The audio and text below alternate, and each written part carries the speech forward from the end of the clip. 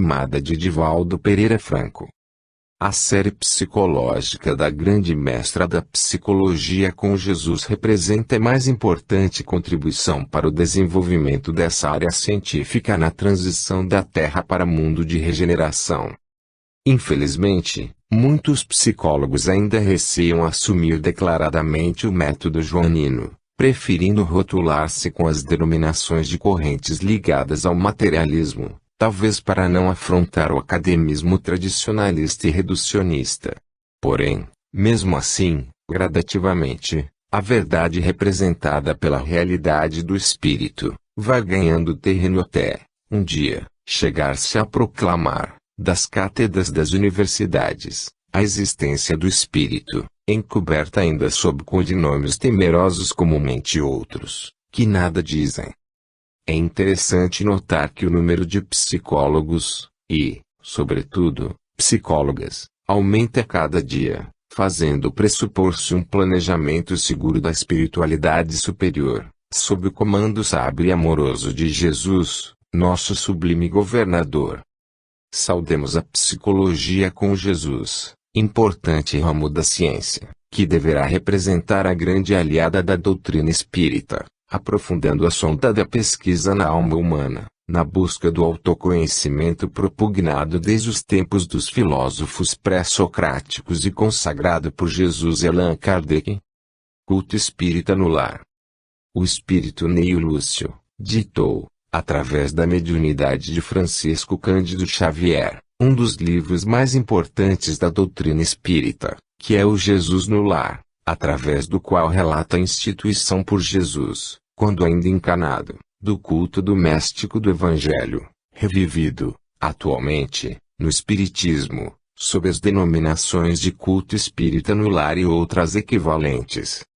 Não é suficiente cada adepto simplesmente ler as obras espíritas, resumindo-se a isso sua vida religiosa, principalmente se as informações colhidas dos livros não se fazem acompanhar da necessária reforma moral. Também participar de grupos de estudo particulares, fora dos centros espíritas, não se mostra a opção ideal, pois nossa integração em algum centro espírita significa inclusive humildade em nos reconhecermos simples membros, apesar de valiosos, de uma coletividade maior do que nós e nossos afins, além de que a própria convivência tende a levar, por si própria, a prática da solidariedade e da irmandade.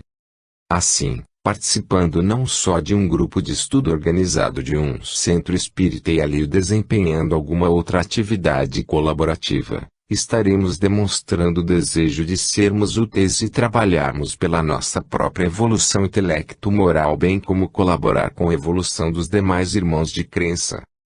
Todavia, se é de grande importância a atuação macroscópica, uma outra não é menos relevante, que a atividade no microcosmo doméstico, onde costumam defrontar-se divergências de pontos de vista e condutas as mais dispares. Se a conveniência muitas vezes simula a polidez em público, é dentro do lar que somos chamados a revelar nossas verdadeiras virtudes. Ali está o foco da exemplificação das conquistas que já conseguimos introjetar, como a tolerância, a paciência, a capacidade de silenciar e orientar nos momentos e da forma certa, sem melindrar nem ofender a nenhum dos membros da coletividade doméstica, ao mesmo tempo que aprendermos com humildade aquilo que os outros nos têm para ensinar.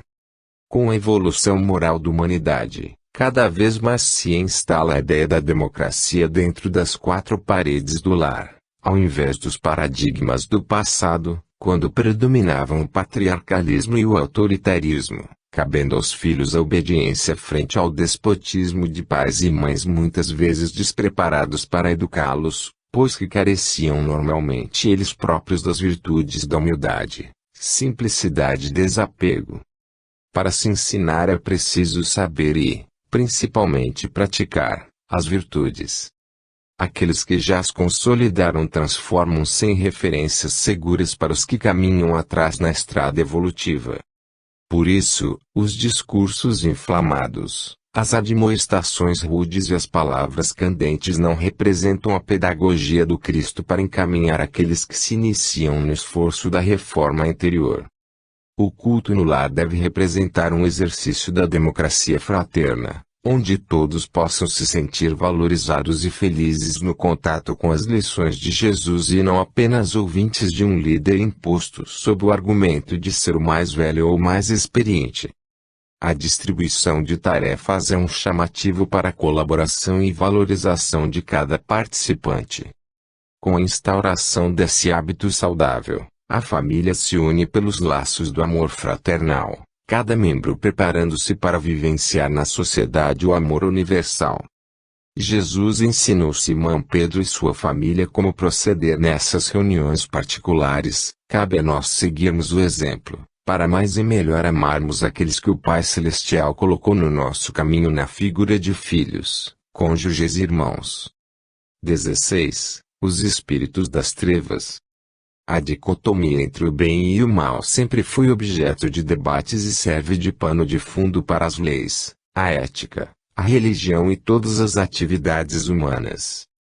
Todavia, acredito, para o Pai Celestial não se tratam de duas realidades diferentes, mas apenas trechos da trajetória evolutiva dos seres que já chegaram à fase do pensamento contínuo, ou seja, já são humanos. Daí para frente a consciência passará a atuar, como bússola indicando a rota que conduz à integração com o Pai. Há espíritos que, chegados à fase da razão, ao invés de procurar entender as leis divinas, para segui-las, julgam mais conveniente para si próprios editar leis diferenciadas, inclusive, procurando impô-las aos demais. Como, naturalmente, os resultados que pretendem são inviáveis, rebelam-se contra o Pai e passam a guerrear contra ele, na verdade, apenas adiando o encontro, que é inevitável. O amor divino não os desampara, todavia, permitindo até que exercitem a liberdade de forma negativa para coletividades inteiras. Mesmo atuando de forma exclusivista e egocêntrica, porém, sem o saberem, acabam servindo ao progresso, o qual exige renovação das estruturas ultrapassadas, tanto que a lei da destruição é uma daquelas que a sabedoria e o amor divinos estabeleceram.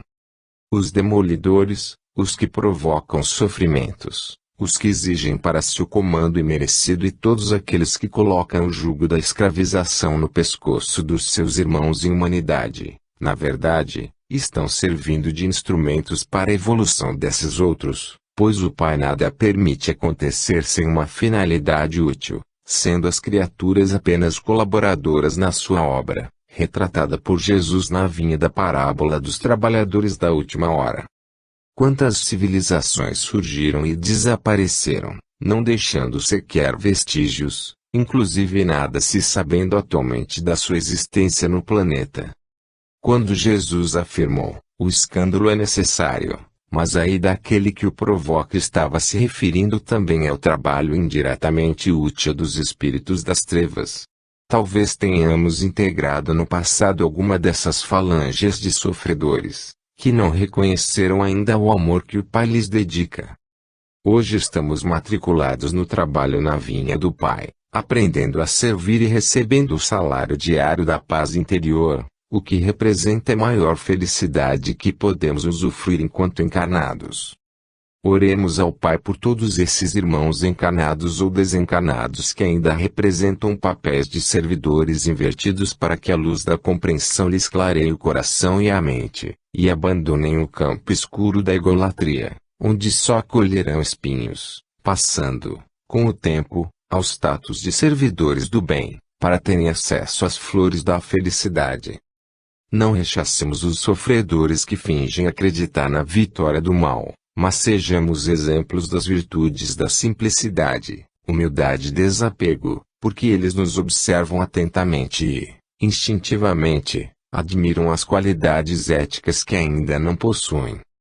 O trabalho de convencimento é gradativo, mas seu resultado é inevitável. 17. Considerações sobre o desapego. Como se sabe, o egoísmo é uma das chagas da humanidade, sendo-lhe a virtude oposta correspondente o desapego, que significa a capacidade de renunciar a tudo que não seja realmente essencial, não se restringindo aos bens materiais, mas também a qualquer outro tipo de benefício. O nível de desapego de cada espírito revela sua estatura espiritual, podendo-se considerar como referencial máximo Jesus, que nos ensinou, por exemplo, quando disse: "Não tenho uma pedra onde descansar a cabeça." Por ter ciência de que o mundo espiritual é a nossa verdadeira pátria, sendo a vida terrena mera passagem temporária necessária, principalmente para quem ainda se encontra nos degraus inferiores da evolução moral, os espíritos superiores não se apegam às coisas e interesses materiais. Assim, quem pretende evoluir moralmente necessita desapegar-se, o máximo que conseguir, de tudo que não possa levar para o mundo espiritual, ou seja, o que não sejam suas próprias aquisições intelecto-morais. Tudo mais, inclusive o corpo físico, como se sabe, fica para trás na trajetória para a pátria verdadeira. Exemplifiquemos, para melhor compreensão, por que compensa desapegarmos-nos desde já. O espírito André Luiz descreve a cidade espiritual de nosso lar e as regras que ali vigoram, podendo-se entender que regulamentos semelhantes se aplicam às demais urbes espirituais de igual categoria. Ali cada habitante ou família pode possuir apenas um imóvel para a própria moradia, não havendo a mínima possibilidade de alguém, mesmo os dirigentes, monopolizarem a área imobiliária e, muito menos, explorarem a necessidade dos demais. Quanto ao salário, é idêntico, em tese, para todos, seja um trabalhador braçal, seja o governador da cidade. As necessidades básicas são atendidas sem distinção do nível evolutivo, não havendo ninguém colocado à margem da assistência que a caridade recomenda. Considerando esses fatores, ainda mais depois da enorme divulgação que o filme Nosso Lar deu a esses aspectos e outros da vida no mundo espiritual, não se concebe como muitos de nós ainda vivamos apegados de forma obsessiva aos ganhos materiais, ao poder temporal e a inúmeras questões que nada acrescentam à evolução intelecto-moral. É necessário atentarmos para o que fazemos dos bens que chegam às nossas mãos, principalmente se lhes estamos dando uma destinação útil aos nossos irmãos em humanidade. Em caso contrário, acordemos para a realidade que nos aguarda, porque podemos ser chamados, a qualquer momento, a prestar contas dos talentos que recebemos, na certa quando assumimos o compromisso de realizarmos o bem. Quem vive apegado aos bens e interesses terrenos revela, mesmo que afirme o contrário, pouca certeza quanto à vida espiritual, pois, em caso contrário, não tergiversaria em renunciar a muitas coisas do mundo pelas riquezas espirituais, que se traduzem, basicamente, nas conquistas interiores da inteligência e da moralidade. O tempo urge não há como adiarmos mais a reflexão sobre o quanto já nos desapegamos de tudo que nos mantém atrelados ao passado primitivista, que nos mantinha jungidos até ao próprio corpo em estado de putrefação, após a morte. A consciência age matematicamente, apesar do amor divino nos conceder sempre novas chances de refazimento moral. 18. Oração de um trabalhador da última hora. Pai Celestial, Criador do Universo infinito e das leis que o regulam, através das quais as mínimas estruturas idealizadas, com o decurso das eras incontáveis, aos poucos se apuram até chegar ao patamar de seres de magnífica evolução, confundidos, muitas vezes, pelos homens e mulheres primitivos, com você mesmo, Pai amorável, tal como acontece a Jesus, nosso governador, escolhido pelas próprias qualidades intelecto-morais nunca igualadas por nenhum humano que habitou nosso mundo.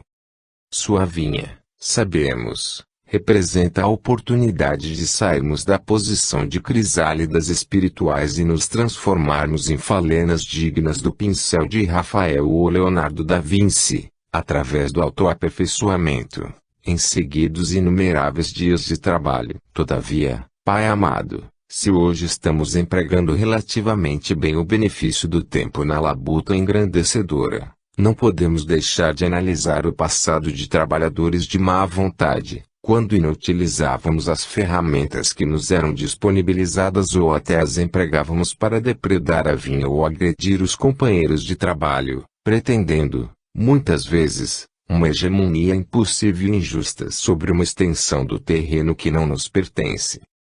Mesmo assim, você sempre nos concedeu novas oportunidades, quando voltávamos à vinha pela reencarnação, algumas vezes com os membros atrofiados para aprendermos o valor dos movimentos construtivos ou com ferramentas danificadas para entendermos que mesmo um equipamento emperrado pode ser útil. Pedimos a você, Pai, Senhor da vinha, que nos faça sempre concentrar a atenção nas nossas próprias atribuições e nunca perdermos o precioso tempo na crítica ao trabalho dos outros servidores, pois que somente sua sabedoria consegue avaliar a utilidade de cada serviço e seu amor conduz um a um pela estrada da evolução. Dê-nos a paciência para guardarmos as recompensas que merecermos e persistência para sempre reiniciarmos as tarefas que nos competem. Coragem para vencermos nossa tendência à ociosidade e à rebeldia, solidariedade para nos confraternizarmos com os demais servidores, humildade para sabermos que, apesar de seus filhos, a vinha não nos pertence e inteligência para trabalharmos com mais proveito. Que sejamos sempre movidos pelo ideal de ser benévolos e úteis à coletividade e a cada um em particular. Desperte nossa consciência, que dorme por séculos afora, para verificarmos o que nos falta aprimorar a fim de superarmos nossos defeitos morais, que nos impedem o acesso à melhor qualidade de vida intelecto-moral. Sobretudo, Pai Celeste, agradecemos por tudo que nos dá, o que faz conspirar para o nosso aperfeiçoamento e nossa felicidade, mesmo quando não conseguimos entender essa realidade. Ensine-nos sempre, através dos meios pedagógicos infalíveis que sua sabedoria e amor conhecem, mesmo que sejam por nós interpretados como dor e sofrimento. Que assim seja. 19. A missão de Paulo de Tarso. Palavras iniciais. Como se sabe no meio espírita, Jesus, o sublime governador da terra, vem, através dos seus emissários mais destacados, impulsionando o progresso intelecto-moral dos seus pupilos terrenos desde épocas imemoriais, conforme destaca o Espírito Emmanuel em O Caminho da Luz, psicografado por Francisco Cândido Xavier. Dentre esses grandes missionários foi objeto da atenção especial do orientador espiritual do médium de Pedro Leopoldo, no caso, o espírito Paulo de Tarso, retratado em Paulo Estevão, com extremo carinho pelo autor da obra, na verdade, um de seus discípulos mais reconhecidos, tanto que, no século XVI, como Manuel de Nóbrega, fundou, no Planalto Piratingano, um então modesto núcleo civilizatório ao qual deu o nome de São Paulo, em homenagem ao apóstolo dos gentios, que se tornou, atualmente, uma das mais importantes megalópolis do planeta. O fato desse inicialmente acanhado aglomerado humano ter se transformado no mais importante fulcro da economia do país não terá sido obra do acaso, mas fruto do planejamento que veio do alto, por decisão de Ismael, guia espiritual do Brasil, ligado diretamente ao sublime governador do planeta, com vistas a fazer irradiarem-se dali os recursos materiais necessários à sustentação da missão do país como coração do mundo, pátria do Evangelho, conforme o espírito Humberto de Campos cognominou o Brasil. Uma observação importante de Emmanuel sobre Paulo de Tarso é a de que Jesus encarregou da missão de trazer para o aprisco do bem as grandes inteligências desviadas no mal, o que retrata o perfil daquele que, em suas encarnações conhecidas, é sempre um misto de doçura e firmeza inquebrantável, mas cuja característica maior é a fidelidade absoluta ao Divino Mestre. Vale a pena aqui mencionar a última encarnação desse valoroso apóstolo na figura pouco conhecida no Brasil do Sadhu Sundar Singh, nascido na Índia no século XIX, cuja missão foi, sobretudo, pregar o cristianismo no Tibete, um dos focos civilizatórios mais refratários às ideias cristãs, confirmando sua estatura espiritual justamente pela dedicação ao trabalho de evangelizar os duros de coração, atendendo à missão espinhosa que Jesus lhe confiara há muitos séculos. Quem teve a grata satisfação de ler Paulo e Estevão pôde se transportar, pela imaginação, aos gloriosos tempos do cristianismo puro e simples dos núcleos cristãos fundados por Paulo e sustentados por seus seguidores fiéis e idealistas. Mas quem saboreou a obra aos pés do Mestre, traduzida por mim para o português, pôde conhecer os diálogos entre o discípulo e o próprio Divino Mestre, que se traduzem em lições cuja beleza e profundidade somente Jesus tem condições de expressar. Outros livros de autora do Sadhu encontram-se divulgados na internet, sobretudo em francês e inglês, e merecem ser lidos por todos que se sentem ligados pelos laços da gratidão ao Espírito Paulo de Tarso. A primeira fase da preparação do futuro apóstolo. Nascido em Tarso, em família judia abastada, pôde aprofundar-se no conhecimento da Tora, ao mesmo tempo em que bebeu nas fontes da cultura greco-romana. Não por acaso, mas para que pudesse futuramente desempenhar sua gloriosa missão de fundar núcleos cristãos em muitos centros civilizatórios, unindo pagãos e judeus em torno da figura ímpar do Cristo, o qual substituiria, no coração e na mente dos adeptos, os deuses de barro e o pauperismo ético dos primeiros e o formalismo egoísta e, em geral, desumano dos segundos. Desconhecendo a essência da mensagem de Jesus, inicialmente tornou-se perseguidor daqueles que adotavam a nova crença, na certa, acreditando, com isso, estar servindo ao Deus dos seus antepassados, talvez inconscientemente repetindo o ardor do antigo profeta que teve de combater o politeísmo na pregação do Deus único. Todavia, seu encontro pessoal com o próprio governador espiritual da terra, às portas de Damasco, vendo em toda sua majestade e sublimidade inigualável, fê-lo despertar para o reconhecimento da atual missão não mais de propagador da ideia do Deus único, mas sim das lições superiores do Filho mais perfeito a quem já servia desde tempos imemoriais. Nada questionou e nenhuma dúvida lhe veio à mente, mas apenas indagou do seu divino pastor: que queres que eu faça? A segunda fase da preparação.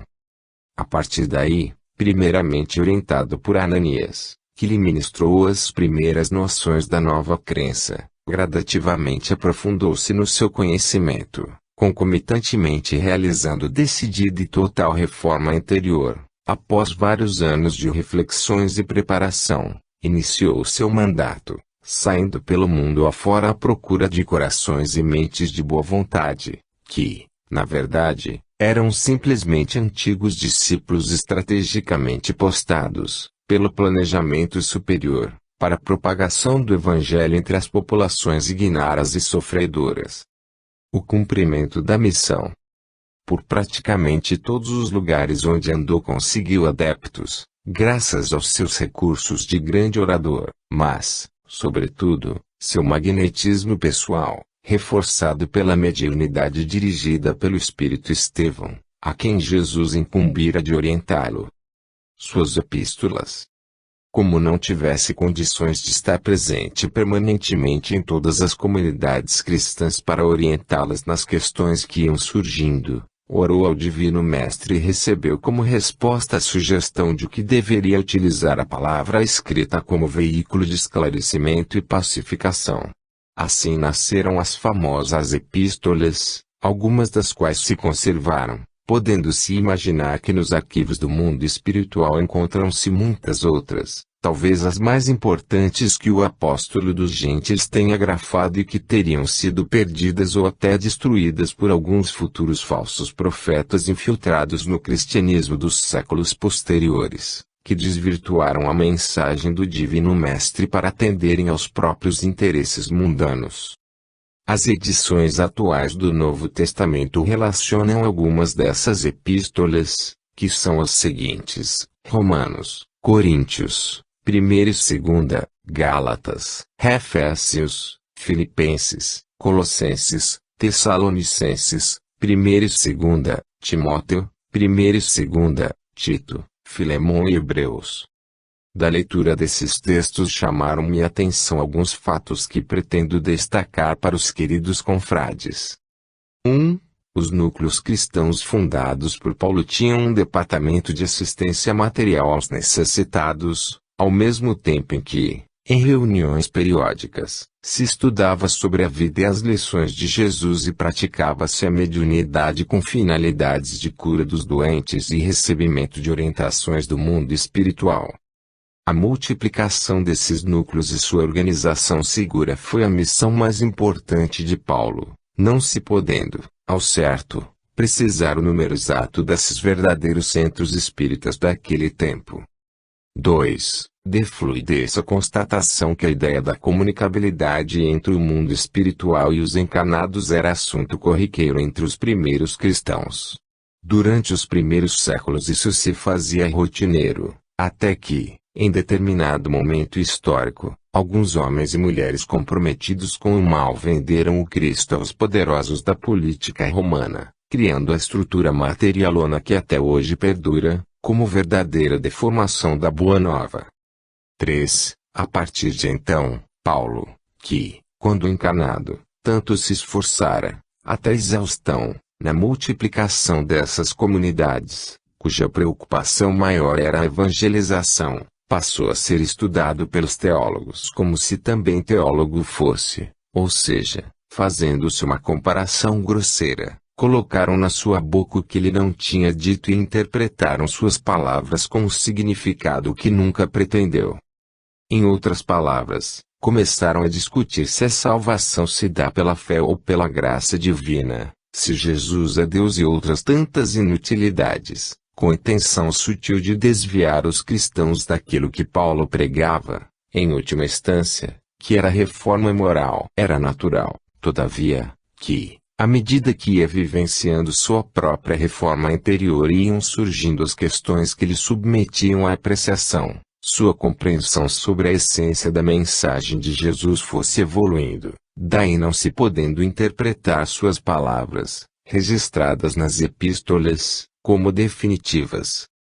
4. O que importa conhecer sobre suas ideias está muito melhor retratado, para nós, espíritas, em Paulo e Estevão do que nos textos das edições não espíritas da Bíblia ou do Novo Testamento. A própria leitura desses textos fica dificultada, e muito, pela natural mudança de sentido das palavras com o decurso do tempo, passados quase 2 milênios. Sem contar o grave problema das traduções, muitas delas mal feitas ou tendenciosas. 5. Outra observação me parece de extrema importância para apontar aos queridos confrades, que são as atuações de Tito Justo e Lídia, o primeiro que, dotado de vastos recursos financeiros, contribuiu muito com a igreja de Corinto, e a segunda que, apesar de extremamente pobre, mas dotada de grande prestígio em Filipos, representou um pilar granítico para a vida daquela igreja. Este tópico merece uma reflexão especial. A figura dos trabalhadores da causa, inclusive na doutrina espírita, é de capital importância, independente de ser ele ou ela rico ou pobre, instruído ou não alfabetizado, saudável fisicamente ou acamado pela doença, pois representa o esteio de qualquer comunidade religiosa. É importante que cada adepto renuncie a uma série de interesses puramente materiais e doe sobretudo de si mesmo à entidade a que se filiou, mas que também deposite ali não uma quantia obrigatória, como o famoso dízimo, mas aquilo que lhe seja possível, até para exercitar o desapego, que é a virtude oposta ao defeito moral do egoísmo. 6. Mais um detalhe merece, acredito, ser abordado neste modesto estudo. Paulo foi encarregado, ao contrário dos evangelistas, que retrataram, sobretudo, a vida e os ensinamentos de Jesus enquanto encarnado, de mostrar o Divino Mestre no mundo espiritual, ou seja, sua presença na vida das pessoas de boa vontade. Paulo não escreveu nenhuma biografia de Jesus e não redigiu nenhum tratado versando sobre sua doutrina, mas sim possibilitou a qualquer homem ou mulher de boa vontade, principalmente aqueles e aquelas que viviam em terras distantes daquela onde Jesus viveu, conhecer a verdade, que Jesus lhe encarregou de difundir. Detinha argumentos irrespondíveis junto aos judeus, pois conhecia profundamente a Torá, onde estava afirmada a vinda do Messias e sua identificação induvidosa na pessoa de Jesus, e, por isso, convenceu inúmeros judeus de boa fé, enquanto que a dialética dos filósofos gregos e romanos lhe era familiar e, com esses recursos, mostrava a inanidade da filosofia materialista e os maus resultados das crenças pagãs. O espírito Paulo de Tarso. Seus discípulos se multiplicaram pelo mundo afora, dentre os quais o próprio Emanuel, que, grande conhecedor dos textos do seu mestre, ditou, no século XX, sob a égide da doutrina espírita, através da mediunidade de Francisco Cândido Xavier, uma série de livros comentando diversas lições do antigo apóstolo dos gentios, dentre os quais o livro Fonte Viva, que representam repositórios de esclarecimentos importantes para a nossa renovação espiritual. Eis aqui o modesto resumo do que este insignificante admirador do apóstolo pôde compreender do seu trabalho na causa do Cristo. Estudo e revelação das lições de Jesus. Jesus sempre nos aconselhou a priorizar o espírito em lugar da letra, afirmando que o espírito vivifica enquanto a letra mata, querendo significar que o pensamento, que é a linguagem espiritual, não é traduzível em palavras. Essa afirmativa pode parecer um exagero, mas é a mais pura verdade. Por mais erudito que seja o escritor e por mais conhecedor das regras gramaticais, nunca conseguirá traduzir exatamente os pensamentos, principalmente aqueles referentes às realidades espirituais. As lições que Jesus deixou, consignadas, em grande parte nos evangelhos, mas também reveladas através dos textos da doutrina espírita, além de outras fontes espalhadas por todas as partes do mundo terreno, não cabem dentro da fraseologia de qualquer idioma antigo ou atual. Em primeiro lugar, é de se consignar que Jesus não falava às pessoas nos idiomas da época, mas sim dirigindo-se, pelo pensamento, a cada um, pois, em caso contrário, teria de ser um poliglota extraordinário, tamanha era a quantidade de línguas e dialetos dos seus interlocutores.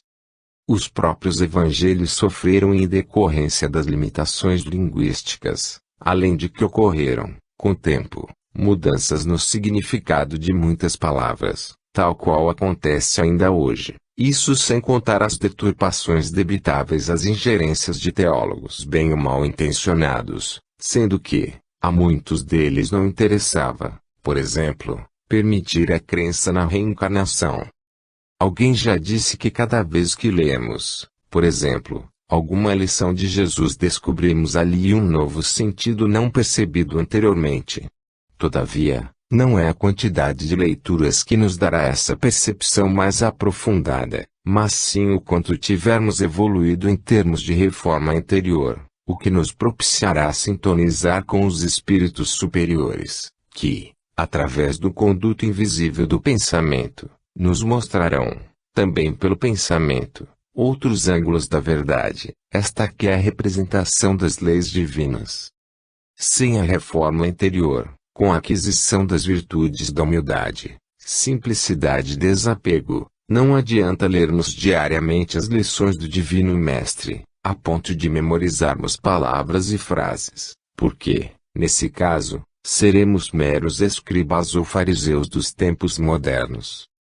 As palavras desses textos são meros links para a sintonia com os espíritos superiores, mas, em si mesmas, não passam de mais uma das múltiplas formas de comunicações entre os encarnados, que ainda não temos, no geral, a mediunidade evoluída a ponto de nos comunicarmos diretamente pelo pensamento. Os que já estão nesse nível não precisam das palavras, que limitam, tanto quanto o cérebro físico faz acanhada a potencialidade do espírito encarnado.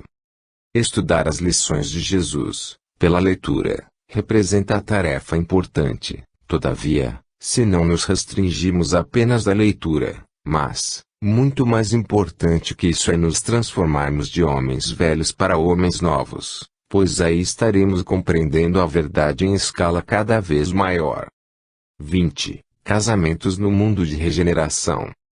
O casamento é uma das instituições humanas que está sofrendo maior transformação, podendo-se calcular que a seu respeito deverá ocorrer verdadeira mutação quando a Terra passar à categoria de mundo de regeneração.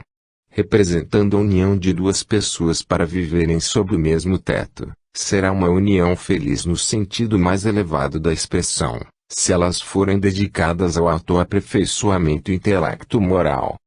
Para simbolizar os casais perfeitos, que se contarão aos milhões na nova era, tomamos como símbolo Allan Kardec e Amélie Baudet, que se uniram pelos laços da afinidade espiritual, para o cumprimento de uma missão ligada diretamente ao coração de Jesus, o divino governador da Terra.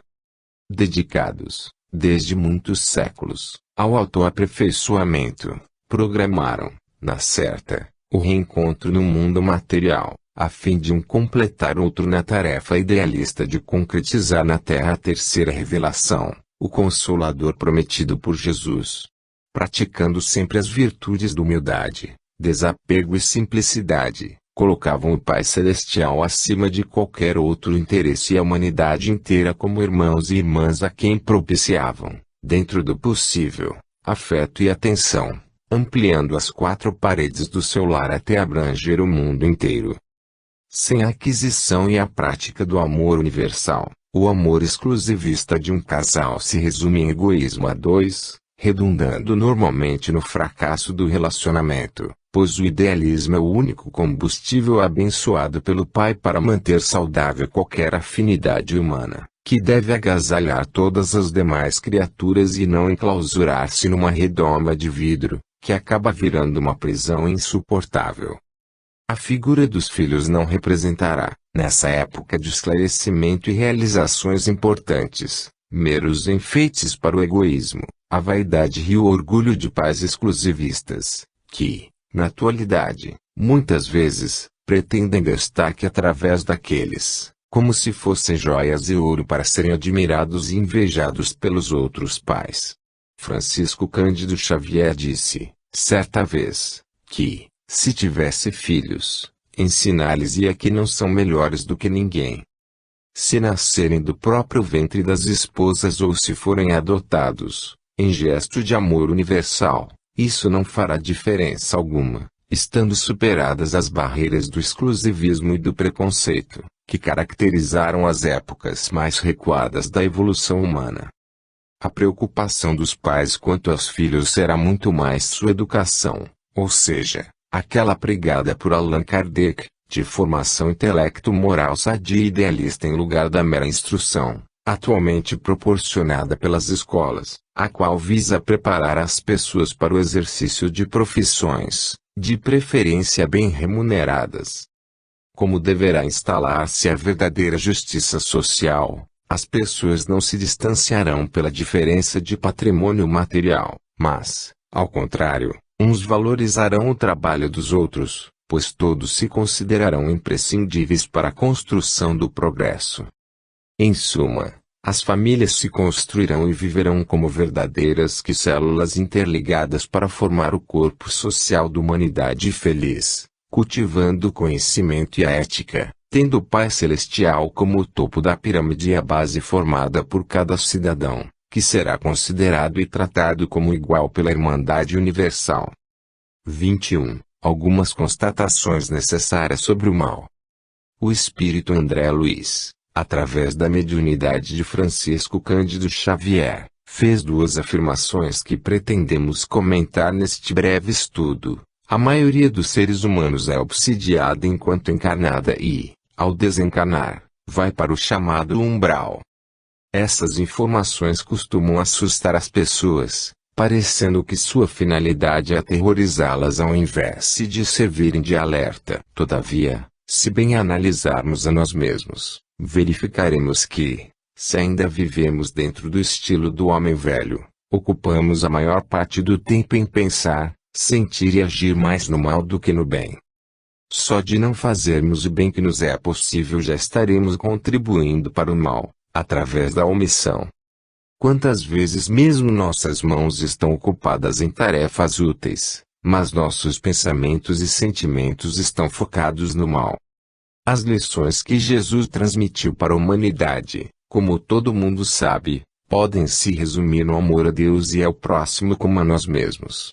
Todavia, se não estivermos atentos para a observância dessa regra, ou seja, se não atinarmos para o vigiar e orar, poderemos, em muitos momentos, sintonizar no mal e, somando todas essas invigilâncias, através de pequenas ou grandes falhas, estaremos devendo à própria consciência um passivo significativo de erros. Se não estivermos atentos para nossos tradicionais defeitos morais do orgulho, egoísmo e vaidade, que devem ser transmutados nas respectivas virtudes da humildade, desapego e simplicidade, nossa vida poderá representar uma série de pensamentos, sentimentos e atitudes prejudiciais a nós mesmos e aos outros. Simplesmente empurrar a vida para frente não acarreta a evolução espiritual. Somente a decisão firme da autorrenovação interior é que nos possibilitará retornar à pátria espiritual melhores moralmente do que quando de lá saímos. Por isso, as afirmações do Espírito André Luiz representam a pura verdade, são avisos para que levemos a sério os compromissos espirituais que assumimos antes da encarnação, como programa de trabalho evolutivo.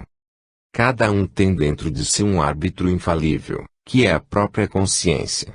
Daí a afirmação dos espíritos orientadores de Allan Kardec de que as leis divinas estão escritas não em um livro, mas na consciência de cada ser humano. Basta seguir essa bússola no dia a dia, no aqui e agora, que estaremos livres dos obsessores encarnados e desencarnados e, ao deixarmos o corpo, iremos continuar trabalhando pela nossa própria evolução e a evolução dos nossos semelhantes, ao invés de cairmos na vala comum dos que vivem em função dos interesses materiais, esquecidos de que são espíritos destinados à perfeição.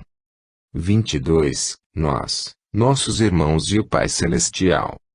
Quando Jesus falou para a mulher samaritana que chegaria uma época em que o Pai Celestial seria adorado em espírito e verdade, como se sabe, estava nos ensinando que em qualquer hora e local podemos sintonizar com o Pai.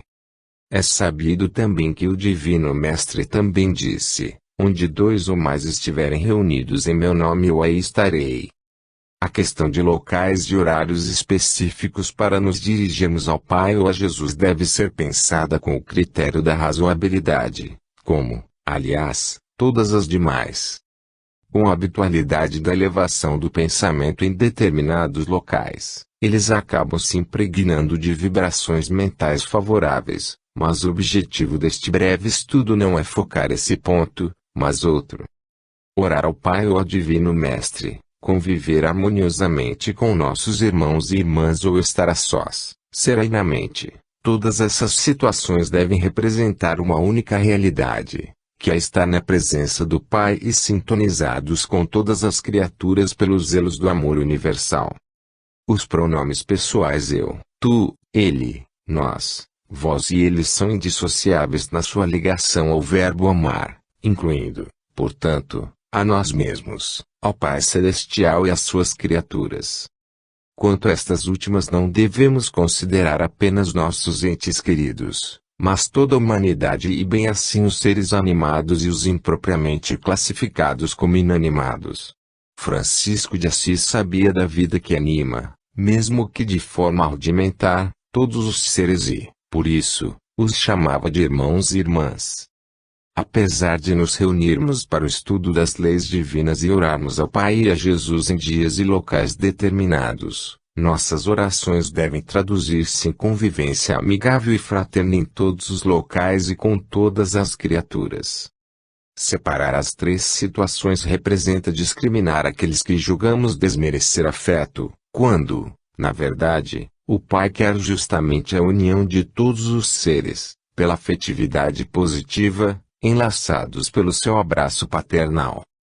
O aperfeiçoamento espiritual caminha pela rota da compreensão das leis divinas, traduzíveis em pensamentos, sentimentos e atitudes rotineiros e simples, desnecessitando de complexas formulações teóricas, pois a simplicidade é um dos atributos do próprio Pai, que se faz acessível a todos os seus filhos independente do seu grau evolutivo, mesmo que tal se faça imperceptivelmente para eles.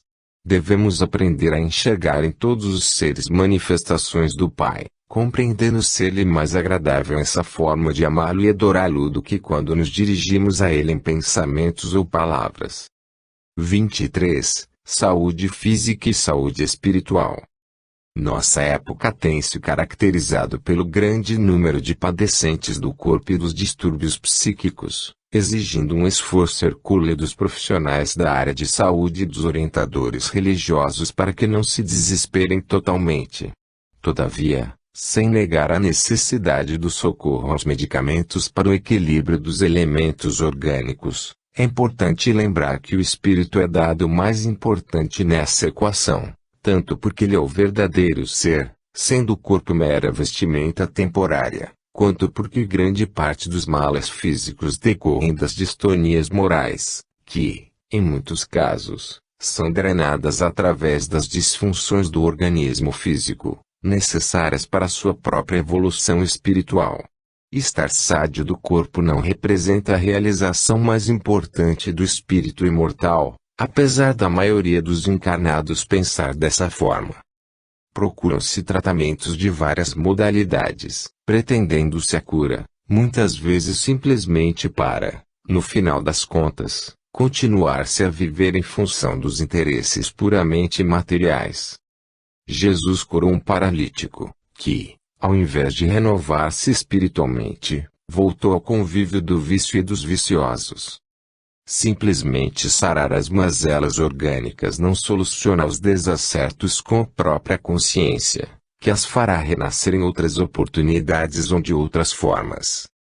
O autoconhecimento representa o trabalho mais importante do espírito encarnado ou desencarnado. Através dele analisamos nossos defeitos morais e virtudes, investindo na transmutação dos primeiros nos segundos com a reflexão e prática diárias. Curar-se espiritualmente deve ser nosso objetivo de vida, independente dos investimentos na manutenção da saúde corporal. A medicina evolui atualmente como nunca aconteceu em épocas passadas, mas ainda enxerga apenas o corpo, enquanto que as lições de Jesus representam a mais avançada terapêutica da alma. Estudar metodicamente essa ciência e aplicá-la no dia a dia acarreta a evolução do espírito e, normalmente, a saúde do corpo, apesar de, em alguns casos, haver espíritos purificados habitando corpos doentes, o que não lhes causa deperecimento no entusiasmo e qualidade de vida espiritual, pois entendem que apenas o vestuário está roto, mas eles próprios vivem sádios. Diferenciemos bem uma coisa da outra e, mesmo que a carcaça física sofra o natural desgaste ou oscile entre a saúde e a doença, estejamos sempre saudáveis espiritualmente, praticando a ética de Jesus e divulgando-a entre saudáveis e doentes do corpo e da alma. 24. Técnica de consolidação das virtudes. A vida dos espíritos encarnados se divide, basicamente, em dois períodos, que se sucedem diariamente, que são o de vigília e o do sono. No primeiro, normalmente entramos mais em contato consciente com os outros seres perceptíveis aos nossos cinco sentidos materiais imperceptivelmente, pelo pensamento, com os desencarnados, conforme o grau de mediunidade de cada um. No segundo, nos relacionamos diretamente com os desencarnados e com os próprios encarnados desligados do corpo pelo sono. Para a imensa maioria das pessoas, as quais não são médiuns do porte espiritual de um Francisco Cândido Xavier ou um Divaldo Pereira Franco, tratam-se de duas realidades muito diferentes, vividas uma de cada vez, pois os espíritos comuns não suportariam, em estado de vigília, a percepção do mundo espiritual nem as lembranças da realidade incorpórea. Assim, quando acordamos no corpo, no início de cada dia, é como se estivéssemos reencarnando, permanecendo, por algum tempo, um estado de certa confusão mental, cuja duração é maior ou menor, variando de pessoa para pessoa.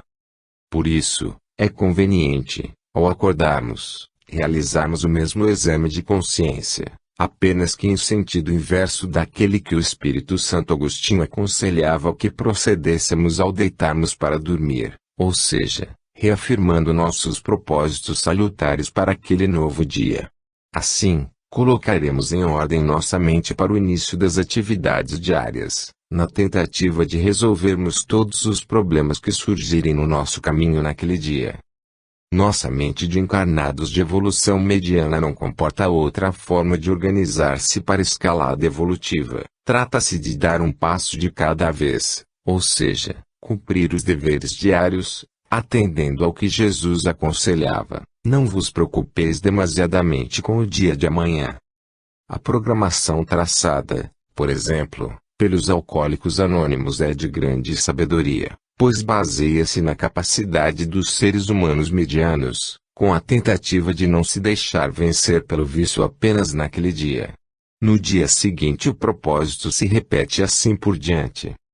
Nós, que pretendemos a reforma moral, com a superação dos defeitos morais do orgulho, egoísmo e vaidade, devemos, para ter mais chances de sucesso, adotar idêntico método. Pretender mais do que isso é superior à nossa capacidade de autogestão. O poema Somente Hoje, do Espírito Maria Dolores, ensina, com a música das palavras, essa forma de autossuperação diária. A parábola dos trabalhadores da última hora também dá a entender que o contrato de trabalho é por um dia, que pode suceder-se de outro e mais outros, indefinidamente. Determinadas técnicas de autotratamento são mais adequadas que outras para o status espiritual que nos caracteriza, de meros principiantes no aperfeiçoamento espiritual consciente. Os espíritos superiores não utilizam, naturalmente, essa técnica rudimentar, pois suas virtudes já estão consolidadas há muitos séculos. Mas nós somos simples aprendizes da alfabetização espiritual e precisamos da memorização da tabuada moral pela repetição e das primeiras regras da gramática divina pelo exercício praticado centenas de vezes. Algum dia estaremos prontos para um aprendizado menos elementar. 25. Autorreformar-se ou ser mendigo espiritual. Cada um é responsável pelas imagens que cria na mente dos semelhantes, dizia Francisco Cândido Xavier. A intenção deste texto não é servir de motivo de alarme para ninguém, mas simplesmente mostrar a necessidade de, na época que vivemos, de ingresso da Terra na categoria de mundo de regeneração, procedermos à autorreforma moral. Os defeitos morais do egoísmo, orgulho e vaidade são os causadores do karma negativo que sobrecarrega a vida da maioria dos seres humanos da Terra, cuja única forma de superação é seu ingresso em um estilo de pensar, sentir e agir oposto a esse, ou seja, com desapego, humildade e simplicidade. O significado de cada uma dessas virtudes é claramente perceptível pela consciência de cada um, não representando novidade para ninguém. Costuma-se dizer que o ser humano evolui moralmente pela dor ou pelo amor, quando, na verdade, a dor, em si mesma, não gera evolução, mas apenas nos alerta para a reflexão, sendo que, muitas vezes, representa a mera inconformação quanto aos deveres que nos competem. O rebelde está sempre incomodado, irritado, deprimido ou insatisfeito, justamente porque pretende apenas direitos, mas não admite deveres. O amor, sim, impulsiona a evolução moral, porque é a síntese da reforma moral. O amor, todavia, deve ser universal, não excluindo nenhum ser da criação, mas deve ter como foco principal o próprio Pai Criador, a quem devemos agradecer pela sua paternidade. Como se sabe, Jesus resumiu a lei e os profetas no amor a Deus sobre todas as coisas e ao próximo como a nós mesmos. Se realizamos a autorreforma moral, nossa vida passa a ser regrada, vivida com consciência plena dos rumos a seguir e sem perda da referência que a deve nortear, que são as leis divinas. Assim, trazendo à reflexão a parábola dos trabalhadores da última hora, devemos considerar o contrato de trabalho na vinha como um contrato de um dia, que se segue de outro e mais outro e assim por diante. Considerando dessa forma, iremos cumprindo nossos deveres diários à medida que as questões que temos de resolver vão surgindo à nossa frente e nunca deixaremos para amanhã o que podemos fazer hoje, pois amanhã poderá, simbolicamente, não haver outro contrato, dependendo do Pai chamar-nos ou não mais uma vez ao seu campo de atuação.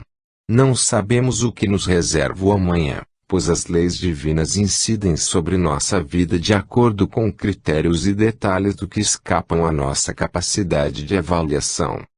Se preferirmos não enfrentar a nós próprios no que ainda trazemos de mazelas morais, ficaremos à mercê de pessoas e das oscilações dos acontecimentos. Como um barco à deriva, estaremos na condição de mendigos espirituais, como pedintes contumazes, que, ao invés de trabalhar na vinha, preferirão viver de mãos estendidas aos passantes ou ao Pai, ou como rebeldes que se fecham dentro de si mesmos, como numa concha, numa forma de autismo moral, contraindo, por via de consequência, malhas psíquicos ou físicos decorrentes das irradiações mentais doentias.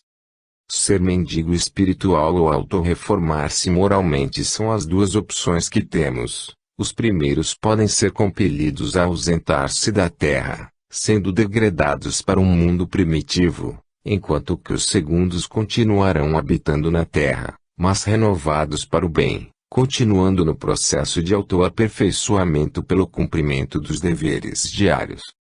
A hora de decisão e o local de trabalho é onde estamos. 26. Comemoração do Dia Internacional da Mulher de 2012. Quando viveu na terra a alma puríssima de Maria de Nazaré, não houve nenhuma estrela que anunciasse seu nascimento, nem fato nenhum que mostrasse ao mundo que aquela era a maior expressão do amor, somente superada pelo Divino Mestre em todos os tempos.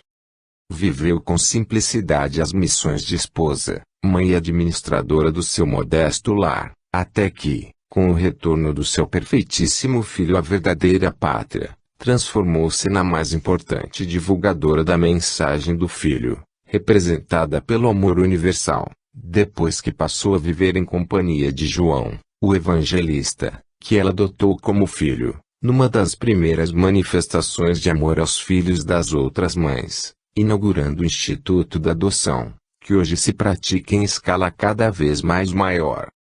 A história do cristianismo e a história da humanidade não lhe deram o destaque merecido, colocando como figuras proeminentes os apóstolos, os quais não tinham merecimento, realmente, sequer para carregar as sandálias daquela mulher e mãe espiritual de todos eles. Todavia, como se sabe, os registros históricos costumam deixar em segundo plano, ou até esquecer, muitos que foram realmente os maiores, contrariando aquilo que Jesus ensinou, de que o maior é o que mais servir a todos. Sua humildade não autorizou ninguém a destacá-la e colocá-la acima dos que estavam muito abaixo dela na capacidade de servir. Com sua partida para a pátria de onde viera, ou seja, a companhia do Pai Celestial, aos poucos a pobreza da compreensão humana passou a reconhecê-la como simbólica mãe da humanidade, e é nessa posição que o mundo cristão a tem atualmente. O Dia Internacional da Mulher é, na verdade, a homenagem que se presta àquela que simboliza o gênero feminino, nas pessoas das crianças, adolescentes, jovens, adultas e idosas, que se diferenciam dos seres masculinos por detalhes morfológicos, mas, sobretudo, pelos diferenciais da delicadeza, renúncia, cortesia e grande capacidade de amar. Neste dia, todavia, devemos homenagear todas as pessoas do gênero feminino, mas pedir à Mãe Santíssima também que lapide as asperezas e deficiências dos homens de todas as idades, incapazes, no geral, de compreender o que sejam as virtudes femininas. É hora de lutarmos pela igualdade entre os gêneros, não aquela que se estampa como letra morta no texto constitucional, mas que, no dia a dia, ainda é objeto de ironia e ridículo por parte de muita gente embrutecida e incapaz de reconhecer na suavidade a superioridade, na renúncia à virtude e no amor a manifestação da própria divindade. Lutemos pela implantação das delegacias e varas Maria da Penha, como única forma de impedir-se e corrigirem-se as injustiças transformadas em violência física, que ocorrem em milhares de famílias. Defendamos as oportunidades de trabalho,